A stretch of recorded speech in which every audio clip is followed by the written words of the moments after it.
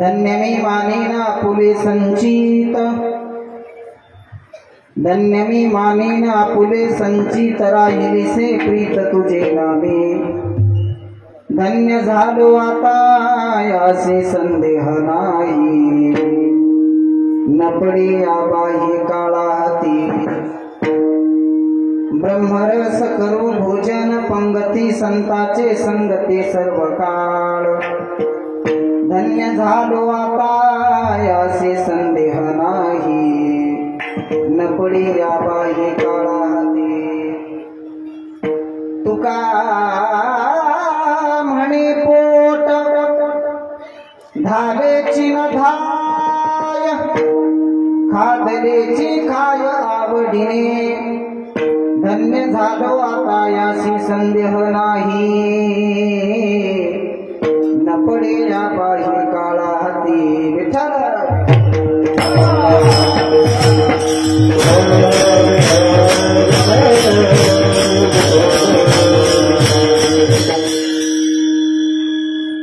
समाचारण सरोजम सांद्रणी रामबुदाभं, जगननिहित पाणी मंडनम मंडनानां. तरुण तुलसी माला कंदरं कय्य नेत्रं, सदय धवलासं विठ्ठलं चिंतयामि. पांडुरंगा करू प्रथम, पांडुरंगा करू प्रथम, पांडुरंगा करू प्रथम. साधु सैतनाथ श्री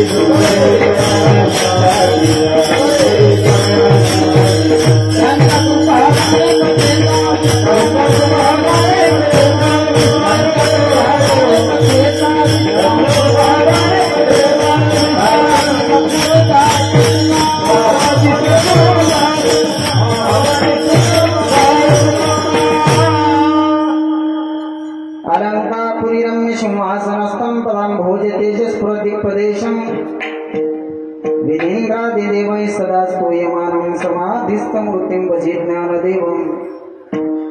ओम नमो ज्ञानेश्वरा, ओम नमो ज्ञानेश्वरा, ओम नमो ज्ञानेश्वरा.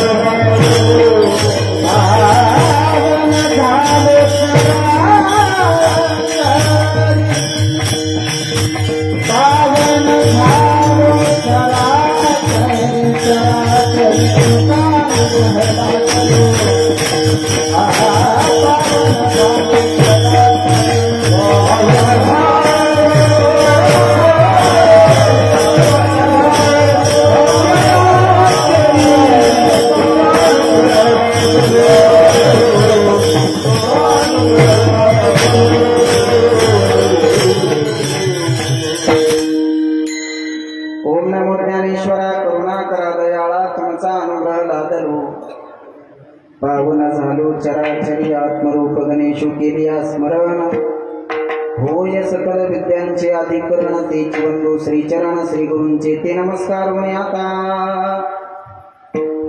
श्री गुरुचरण सरोज रज निज मन मुकुर सुधारी बरनव रघुबर विमल जसो जोदाय कुपलचारी बुद्धिहीन तनु जानिके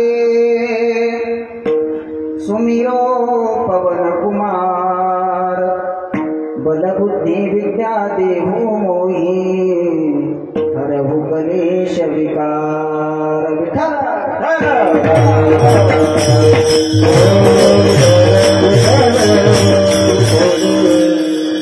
धन्य मी मानिना फुले संचित राहिलीचे प्रीत तुझे नामी धन्य झालो आता याशी संदेह नाही नपडे या बाई काळा हाती प्राप्त प्रसंगी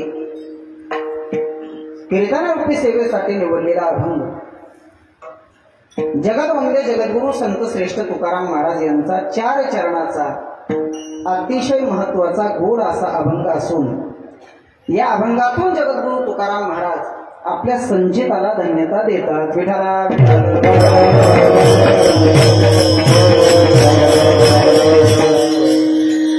अभंगावर चिंतन करण्यापूर्वी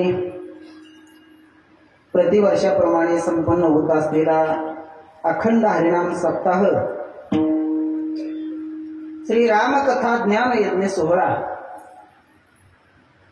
आणि या नामोत्सवातील आजच्या 3ऱ्या दिवसाची कीर्तन सेवा समस्त ग्रामस्थ मंडळी बाभळगावकर आपणा सर्वांच्या वतीने ज्यांच्या संपर्कातून सेवा करण्याचा योग आहे हरिभक्तीपरायण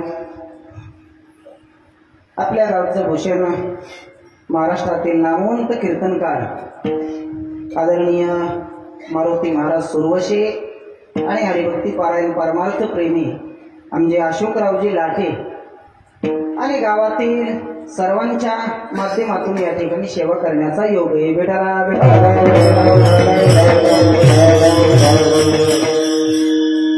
सगळी सुपरिचित मंडळी सर्वांची नावं घेणं जरी शक्य नसेल तरीही सर्वांच्या बद्दल अंतःकरणात आदर आहे प्रेम अर्थात आपल्या सगळ्यांच्या वतीने ही सेवा आहे बरीच वर्ष झालं तुम्ही सेवा करण्याची मला संधी देता या सेवेच्या संबंधाने उपस्थित सर्व महाराज मंडळी गुणवान मंडळी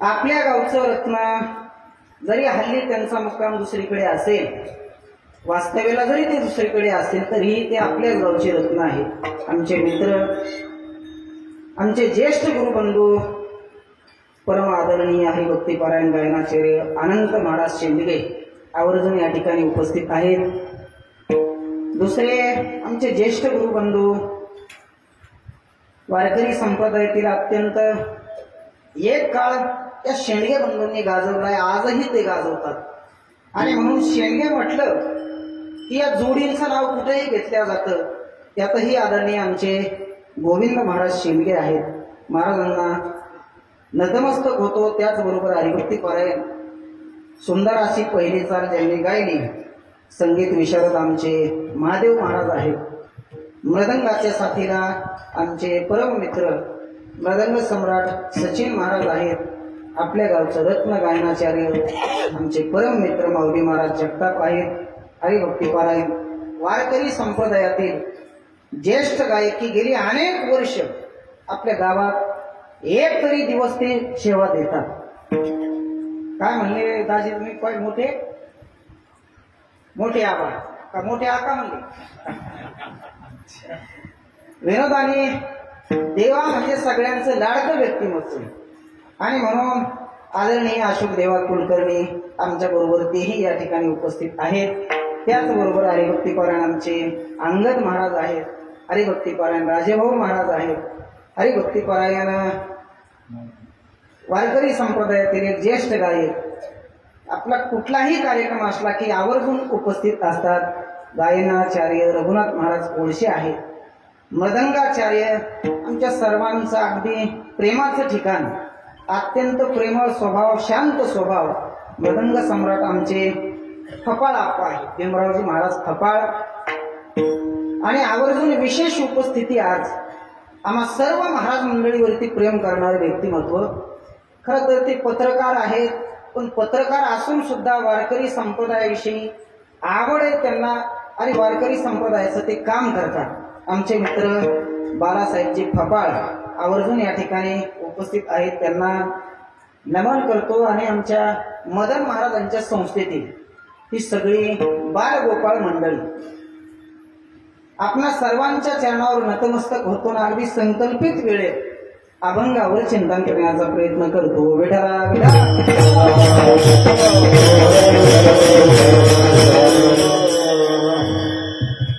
बाबळगावच्या कीर्तनकारांची यादी बघितल्यानंतर सगळे वारकरी संप्रदायातले मोठी मोठी मंडळी, त्यांच्या एकट्याच मी छोटा आहे त्यांच्या दाजी, मग जावई म्हणून आहे का काय मला माहित नाही, पण ही सगळी मंडळी जर कीर्तनकारांची यादी बघितली तर सगळी ज्येष्ठ मंडळी, तरीही आपल्या सगळ्यांचं प्रेम आहे. आणि म्हणून दरवर्षी आपण सेवा करण्याची संधी देत आहे. ज्यांच्या मुखारविंदातून आपण कथा श्रवण करत आहात, परम आदरणीय आमचे दत्ता महाराज लवळकर, अगदी शांत स्वभाव, शांती ब्रह्म म्हटलं तरी हरकत नाही, अशी सगळी अधिकार संपन्न मंडळी आपल्या कार्यक्रमात आहेत. आणि म्हणून पुनश्च आपल्या सगळ्यांच्या चरणावर नतमस्तक आणि सेवेला सुरुवात. विठ्ठला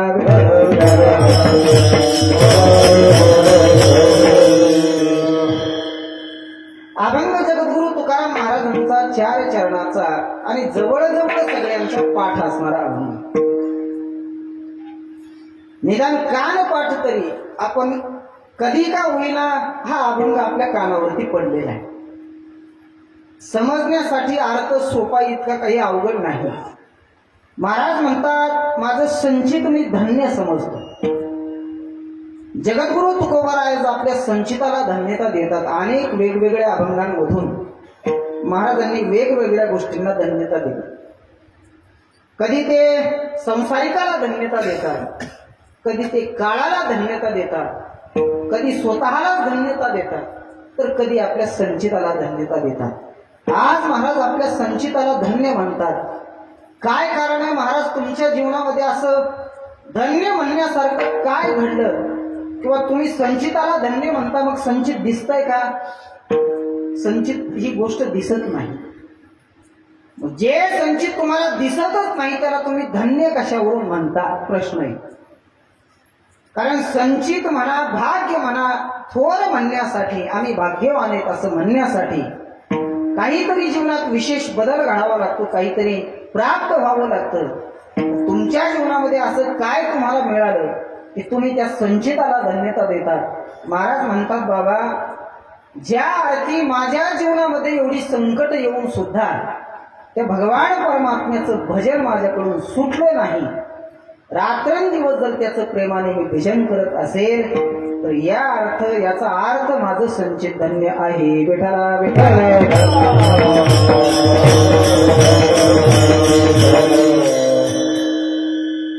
कारण भाग्यवान शब्दाचा अर्थ आहे धन्यता स्वतःला माणसं कधी देतात. तुम्ही आम्ही बसलेले सगळे मंडळी प्रापंचिक आहोत. संसारात एखाद्या माणसाला काही लाभ प्राप्त झाला, अचानक एखादी गोष्ट मिळाली की मग दुसरे माणसं म्हणत असतात तुम्ही भाग्यवान आहे, तुम्हाला अमुक अमुक गोष्ट मिळाली. शक्यतो कोणाला मिळत नाही, पण तुम्ही भाग्यवान आहे, तुम्हाला ही गोष्ट मिळाली. अर्थात एखादा संसारिक मनुष्य श्रीमंत असेल किंवा गरीब असेल आणि गरीब माणसाला अचानक धनाचा लाभ झाला. कसा झाला म्हटले, पूर्वजांचा जुना वाडा पाडून नवीन बंगला बांधायचा होता. आणि मग जुन्या वाड्याची भिंत पाडली आणि त्या भिंतीतून एवढा हंडाच बाहेर आला. अचानकच लाभ झाला. काय झालं? रात्रीतूनच करोडपती झाला बाळासाहेब. आणि मग गावातले मंडळी म्हणतात, अरे भाग्यवान आहे तू, पूर्वजांनी कष्ट करून कमवलं होतं पण तुझ्या नशिबात होतं. मध्ये अनेक पिढ्या गेल्या पण त्यांना ते मिळालं नाही. अचानक तुला धन लाभ झाला, याचा अर्थ तू भाग्यवान आहे. स्वीकारा.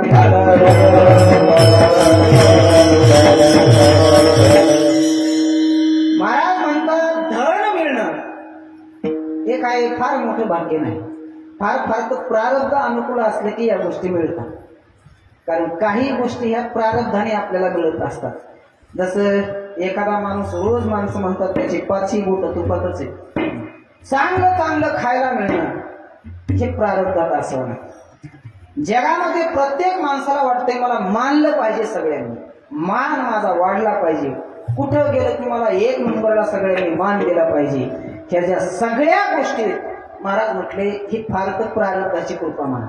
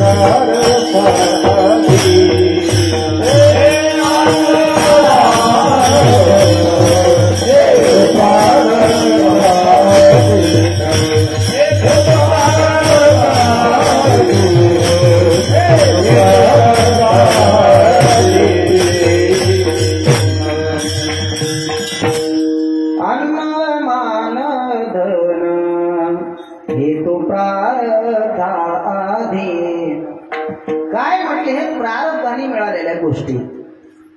अन्न, मान आणि धन. मान मिळतो म्हणजे कुणाला मिळत नाही, त्याच्यासाठी प्रारब्ध अनुकूल असावं लागतं. पैसा मिळणं हे भाग्य नाही असं नाही, पण महाराज म्हटले ते सामान्य भाग्य, किंबहुना ते न टिकणारे. धन मिळणार, पण धन एखाद्या माणसाला मिळालं म्हणजे श्रीमंत जीवनभर राहील सांगता येत नाही. कधी कधी परिस्थिती बदलते. आव म्हटलं एवढा मोठा माणूस होता पण आज इतकी परिस्थिती बिकट झाली की आज म्हटले 1 टाइम जेवणाची पंचायती. भाग्यवान म्हणता येईल का?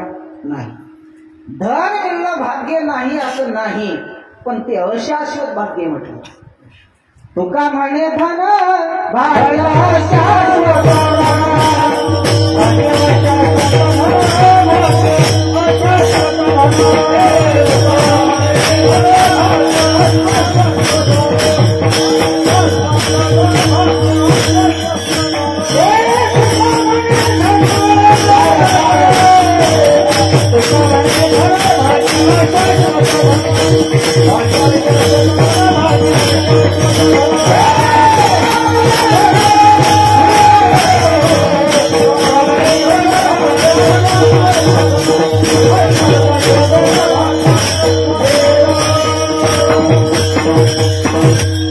तुका म्हणे धन भाग्य नाही असं नाही, पण कसं आहे म्हटले ते अशाश्वत म्हणजे न टिकणार आहे.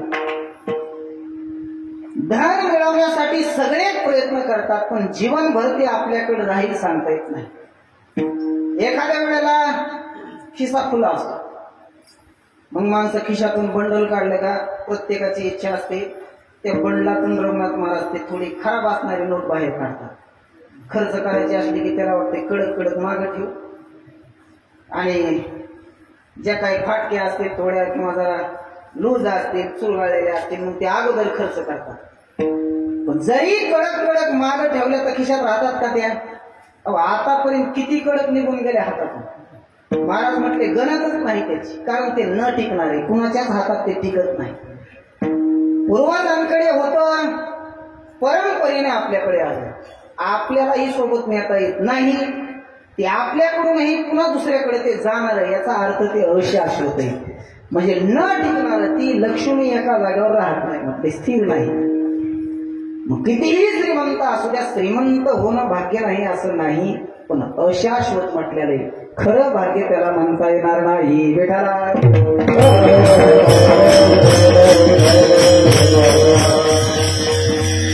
बरं, जीवनभर माणसं पैसा मिळवण्यासाठी प्रयत्न करतात, धन मिळवण्यासाठी करतात. आपण सगळी मंडळी इथं बसलो, आपण सगळी शेतकरी मंडळी, आपल्या सगळ्यांचा व्यवसाय हा शेती. भारतातले जास्तीत जास्त माणसं शेती व्यवसाय करतात. का बरं एवढे काबाड कष्ट करायचे? सगळ्यात हार्ड वर्किंग, सगळ्यात काबाड कष्ट शेतकऱ्यास एवढे दुसरे कुणाचेच नाही. जो शेतकरी या काळ्या मातीतून सोनं पिकवतो, पण त्या शेतकऱ्याची परिस्थिती जर आपण बघितली तर जास्तीत जास्त माणसं गरीब होईल.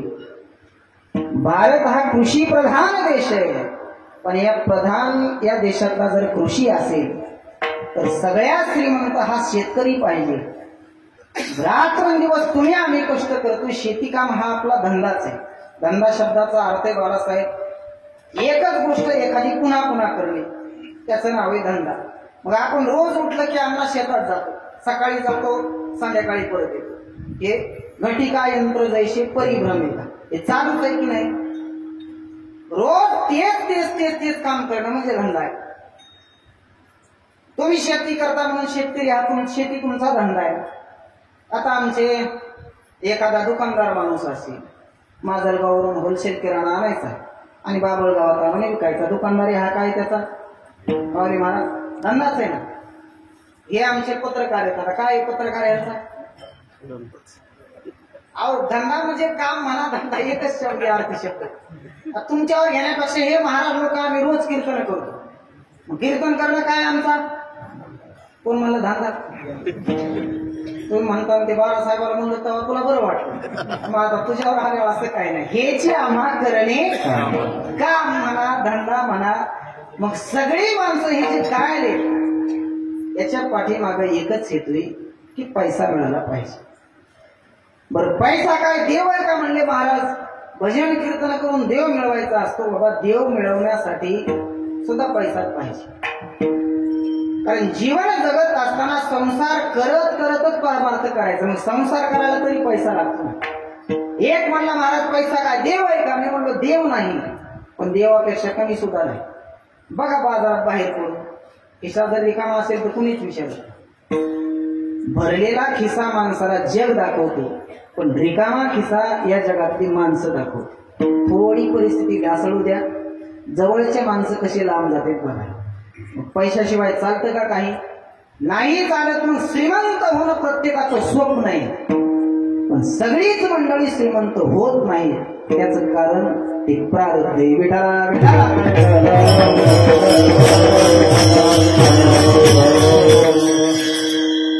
ज्ञानोबराय म्हणतात बाबा, प्रारब्धामध्ये जर असेल, इच्छा नसली तरी काही काही गोष्टीचा स्वीकार करावा लागतो. इथं बसलेल्या कोणाला तरी वाटतं का मला एखादा रोग व्हावा म्हणून? वाटत नाही. बरं झाला एखाद्याला तर त्याला प्रयत्न करत नाही का बरा होण्याचे? प्रयत्न करून सुद्धा एखाद्याचा रोग जात नाही. त्याला ज्ञानोबराय म्हणतात की बाबा आगा रोग काही रोगिया, आवडे दरिद्री दरिद्रिया, परी भोग विजय बळीया अदृष्ट जेणे. बळच ते भोगावं लागतं आपल्याला, त्याचं कारण ते अदृष्ट आहे. दरिद्री माणसं दरिद्री व्हावं कुणाला वाटत नाही, पण गरिबी आल्याशिवाय राहत नाही. हे अदृष्ट आहे. विठाला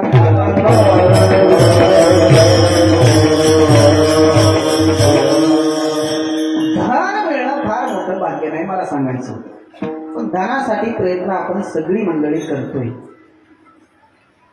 का मिळवायचं धन? म्हटले धन आलं की त्याच्या पाठीमाग लागूनच मान आहे. लगेच जगात श्रीमंताला जेवढी किंमत आहे, जेवढा मान आहे, तेवढा गरीब माणसाला नाही. धन बनता लागी सर्व मान्यता जगी, सर्व मान्यता जगी, सर्व मान्यता जगी.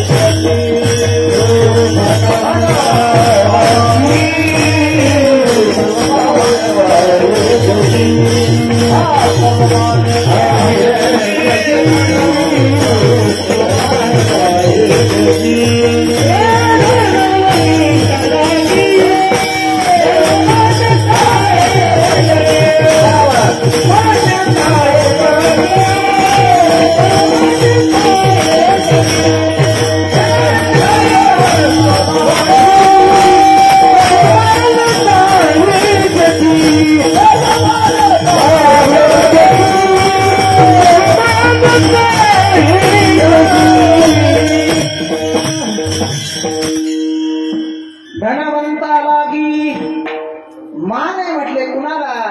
अरे श्रीमंतालाच मान आहे, गरीबाला कोण विचारतो गावात?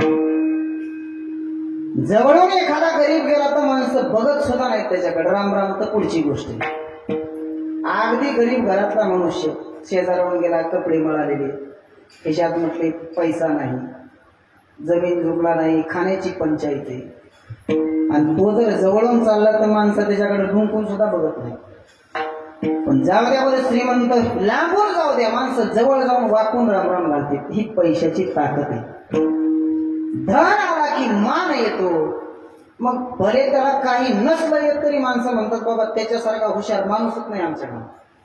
अहो महाराज, आम्ही एखाद्या गावात कीर्तनाला गेलो की माणसं ओळख करून देतात, काही गेले गेले जे नियोजनकार असतात सप्ताहाचे, महाराज हा माणूस आमच्या गावातला फार विद्वान माणूस आहे. म्हणलं असं विद्वान म्हणजे नेमकं काय? काय PhD केली काय काय? हो म्हणले फार मोठा माणूस आहे, वरचा म्हणता टोटल रिकामा म्हणले. तरी त्याला त्याची ओळख करून देतात, त्याचा मान वाढवतात. त्याचं कारण तो श्रीमंत आहे. मी विनोद म्हणून सांगतो दाजी, नेहमी पैशावाल्याला कसं मान मिळतो. नवीन गावचा सरपंच झाला, नवीनच अगदी पहिली वेळ सरपंच झाला, तर श्रीमंत घरातली व्यक्ती आहे, सरपंच झाला, अगोदरच पैसा होता आणि पुन्हा पद आलं, मान वाढला लगेच. आणि नवीन सरपंच झाला, पत्रकार साहेब, 26 जानेवारीचा दिवस गावात शाळेमध्ये झेंडावंदनचा कार्यक्रम, आणि मग सगळ्या गावातली मंडळी त्या शाळेत एकत्रित झाले झेंडावंदनसाठी. मग आता झेंडा म्हटले कुणाच्या हाताने झेंडावंदन करायचं? सगळे मंडळी म्हटले काय करा, आपल्या गावचे प्रथम नागरिक कोण आहेत? सरपंच आहे. म्हणजे त्यांच्याच हाताने झेंडावंदन करू. मग सरपंचाला मान दिला, सरपंचाच्या हाताने झेंडावंदनचा कार्यक्रम झाला. बरं का, काय नाही ती गाडी जाणार, इकडे बघा तुम्ही, कापूस भरून सांगितले. हा, मी तर बघितलं नाही तरी बोल केला कापूस.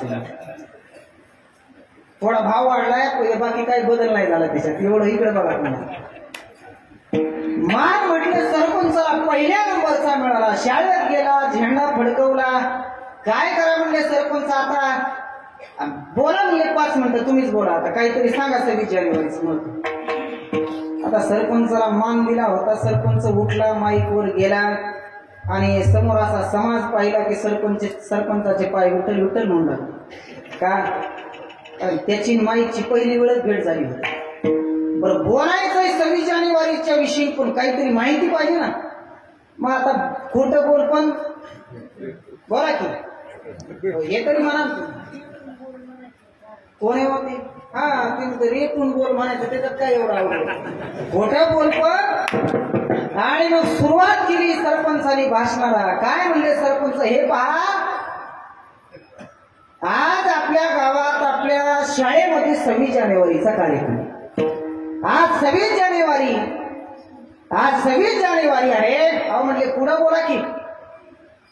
सरपंच म्हटले आज 26 जानेवारी, त्याचं कारण काल 25 जानेवारी, आणि काल 25 जानेवारी म्हणून आज 26 जानेवारी, आज 26 जानेवारी म्हणून उद्या परवा पाठायला तुमच्या विसरली. मग सरपंचाचं भाषण संपूर्ण अशा कडकडाट झाला, जोरात टाळ्याचा. सरपंच म्हटले लोकांना माझं भाषण नक्कीच आवडले. जे आरती कडकड कडकड टाळ्या वाजल्या त्या आरती. सरपंचाचं भाषण संपलं. एक मित्र जवळ गेला, म्हटला सरपंच अहो असं भाषणच ऐकलं नाही मी कधी. 26 जानेवारीचे लय भाषण मी ऐकले, पण तुमच्यासारखं भाषण पहिली वेळ ऐकलं. सरपंच म्हटलंय माझ्या भाषणातलं तुम्हाला एखादं वाक्य आवडलेलं सांगा ना. ऐकणारा म्हणला तुम्ही शेवटी म्हणले ना एवढं बोलून मी माझं भाषण संपवतो. हे वाक्य सगळ्यात जास्त मला आवडलं आणि सगळ्यात जास्त आवडून सुद्धा सगळ्यात जास्त टाळ्या त्यांनीच वाजवल्या. भाषणाला वाजवल्या का आप्पा? नाही. सरपंच हा गावचा श्रीमंत होता, अजून त्याच्याकडे पद होतं, त्याच्याकडे मान होता, म्हणूनच लोकांनी त्याला उभं केलं होतं. याचा अर्थ जगात पैशावाल्याला मान आहे. जोबळीचं